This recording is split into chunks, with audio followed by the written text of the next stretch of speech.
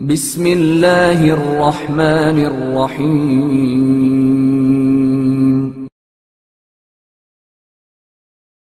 عقلمند شہزادہ۔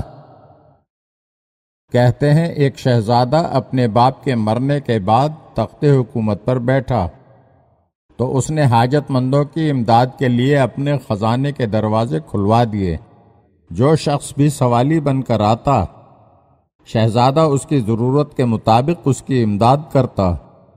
نئے بادشاہ کا یہ رویہ دیکھا تو ایک روز وزیر نے مناسب موقع دیکھ کر خیر خواہی جتانے کے انداز میں کہا کہ حضور والا، پہلے بادشاہوں نے یہ خزانہ بہت توجہ اور دانشمندی سے جمع کیا ہے، اسے یوں لٹا دینا مناسب نہیں۔ بادشاہ کو کسی وقت بھی خطرات سے غافل نہیں ہونا چاہیے۔ کیا کہا جا سکتا ہے کہ آئندہ کیا واقعات پیش آئیں گے؟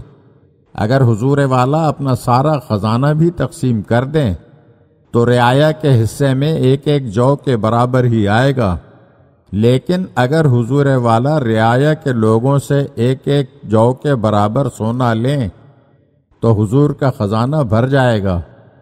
بظاہر یہ بات بہت خیر خواہی کی تھی، لیکن شہزادے کو بالکل پسند نہ آئی۔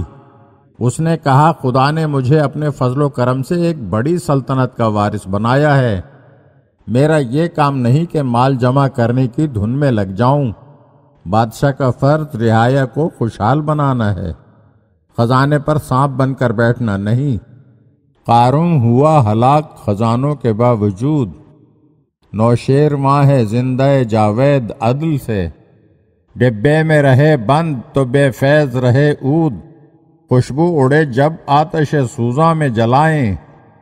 ملتی ہے بزرگی تو فقط جود و سخا سے، دانا ہو اگر کاشت تو کھلیان سجائیں۔ اگر آپ ہمارے چینل کی نئی ویڈیوز دیکھنا چاہتے ہیں تو ہمارے چینل کو سبسکرائب کریں اور گھنٹی کے بٹن کو دبائیے تاکہ ہر آنے والی ویڈیو آپ کو جلد موصول ہو سکے۔ اور ہاں، لائک اور شیئر ضرور کیجیے اور اپنے قیمتی کمنٹ سے ہمیں آگاہ کیجیے۔ شکریہ۔